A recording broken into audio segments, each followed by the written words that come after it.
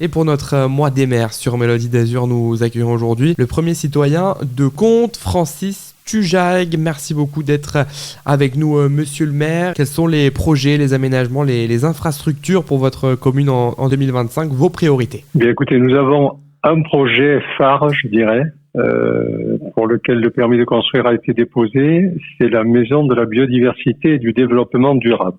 Donc, c'est une construction originale, comme son nom l'indique, destinée à vulgariser, à permettre à la jeunesse, mais pas seulement, de s'informer sur ces questions fondamentales. Et ça constituera le troisième pilier d'un pôle culturel de notre commune qui comprend déjà un musée des arts et traditions populaires et une médiathèque.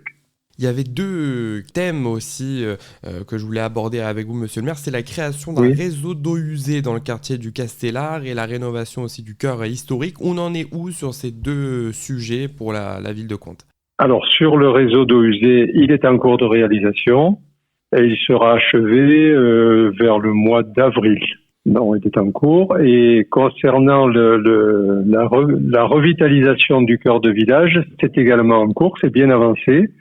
Et ça devrait être réceptionné au mois de février ou plus tard. On parle toujours de 2025 avec le maire de Contes, Francis Tujag, et les temps forts pour votre commune, les événements, quels sont-ils tout au long de l'année sur Contes, monsieur le maire? En la matière, nous avons d'abord un festival qui a dépassé les 20 ans d'existence, c'est le festival Paillon Vin, pendant l'été. Au mois de juillet et d'août, au Théâtre de Verdure de Contes, nous accueillons tous les ans entre 15 et 20 000 spectateurs. Et puis, pendant la période actuelle, la période d'hiver, donc, nous accueillons également dans notre salle de spectacle de l'Hélice, qui possède 500 places, nous accueillons une dizaine de spectacles dont, organisés par la commune. Puis ensuite, il y a les fêtes locales, les fêtes locales dans nos villages. Nous avons un village avec 4 hameaux. Bien, il y a 4 comités des fêtes qui organisent chacun des festivités pendant tout l'été, et je dirais même toute l'année. Il se passe toujours quelque chose à Contes. On parle également des seniors. Il y en a plusieurs qui nous écoutent sur Mélodie d'Azur, les 50 ans, 60 ans et plus. Quel accueil vous réservez aux seniors à Contes, monsieur le maire? Écoutez, un accueil, je dirais, très chaleureux, puisque toutes les semaines, il y a un repas convivial organisé avec les seniors. Il y a ensuite plein de manifestations qui sont organisées par les associations qui ont en charge les seniors, des voyages, des sorties, etc. Voilà, donc ils sont chouchoutés. Je répète, toutes les semaines, un repas convivial qui réunit entre 100 et 150 personnes. Dernière petite question, c'est même pas une question d'ailleurs.